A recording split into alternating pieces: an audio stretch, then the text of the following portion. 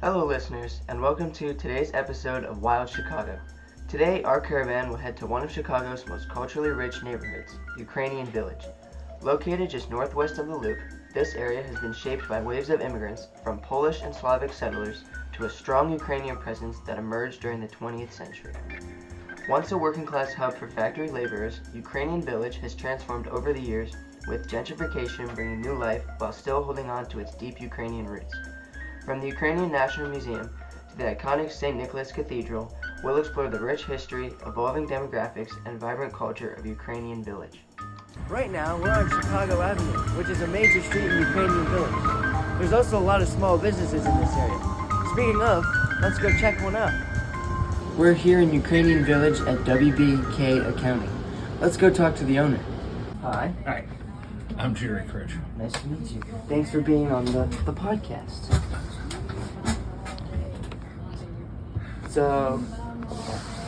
So what brought you to Ukrainian Village? Actually, my father came to Ukrainian Village in 1955 and opened the office here.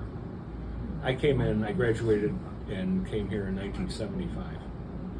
So we were already established in Ukrainian Village.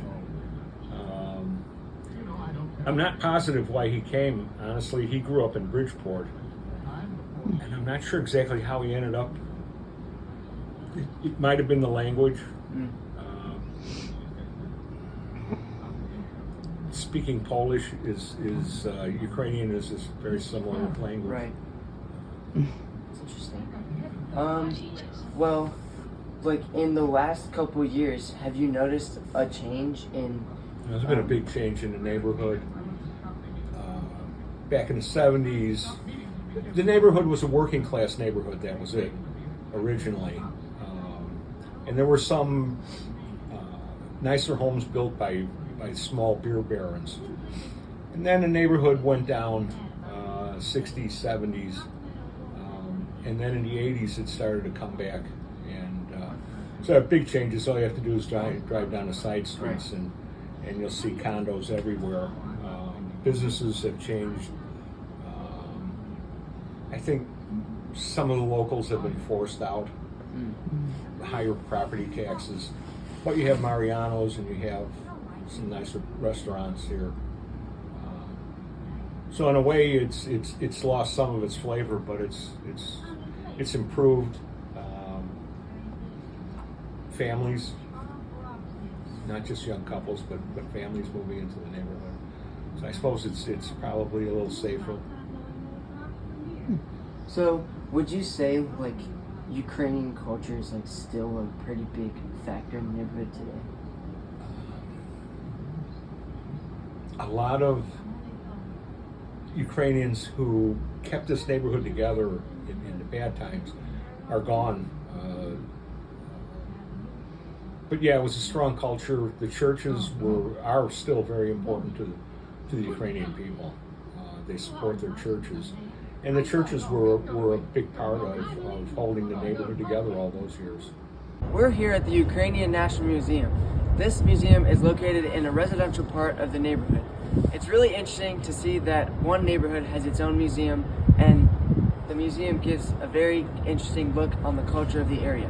We're here in the residential area of Ukrainian Village, and as you can see, there's a good mix of old and new around here. Over here, there's a resident who's supporting Ukraine. Why don't we go see if there's any residents that'll talk to us? I'm here with Mr. Swan, who's a resident of the Ukrainian Village area. How long did you say you've lived in the area? Well, in a few weeks, it'll be exactly 22 years. Oh, that's exciting. Yeah. So since you've lived here, have you noticed any big changes in maybe like the culture or the residents or things like that? Yeah, actually, it was interesting. When we first moved in here, there were a lot of Ukrainians that lived on this street, mostly in like their 50s, 60s, and there's some that were in their 70s and 80s.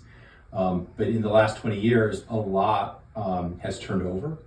Unfortunately, a lot of that's because people have passed away. So it doesn't happen all at once. It happens very slowly, very gradually. But now I would say the majority of the people that live on the street are not Ukrainian. Right. So you'd say like the gentrification of the area is a pretty big factor. Yeah. Interestingly, the people that have moved in are affluent.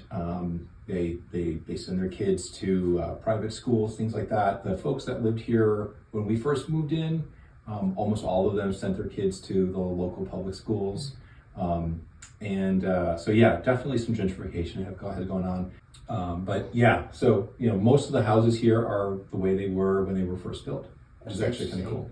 So speaking of like the original buildings and things, would you say that there is any special like landmarks, like original landmarks or restaurants that are like special to the area? Yeah, one thing that's really special to this area is you can't walk 2 blocks in any direction without coming across a church.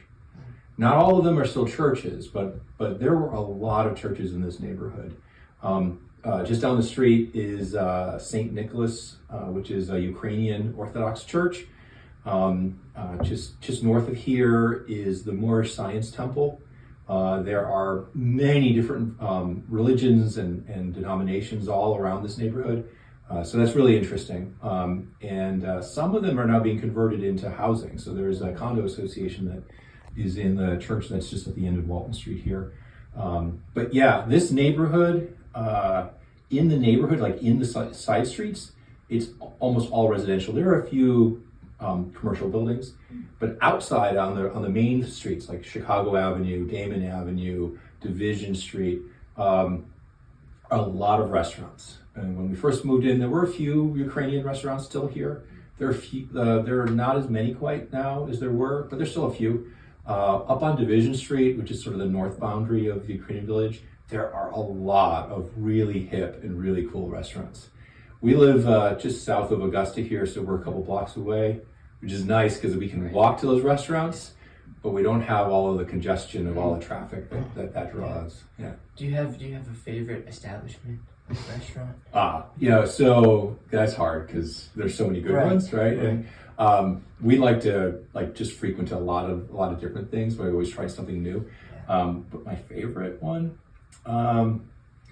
my favorite Ukrainian one is Kasia, that makes the pierogies. They get sold in some of the neighborhood grocery stores, but they actually have a store here on Chicago Avenue that's really close by. And there's a nice bakery down there too, Ann's Bakery, which is great. We also went there. Oh yeah. Yeah, cool. That's pretty exciting. Well, that's it for today's episode. In this episode, we learned about the Ukrainian Village neighborhood, its history, culture, and evolving landscape. We interviewed a longtime businessman who's seen the changes from 1975 all the way to today, and a longtime resident who helped us understand what life in this neighborhood is all about. It's really interesting to see such rich Ukrainian culture survive for so long. With that being said, it's important to note the arrival of new cultures into the neighborhood, with gentrification playing a large part in the area's rejuvenation beginning in the 90s. Well, I hope all you listeners learned something, or at least enjoyed watching. Thanks again, and see you next time.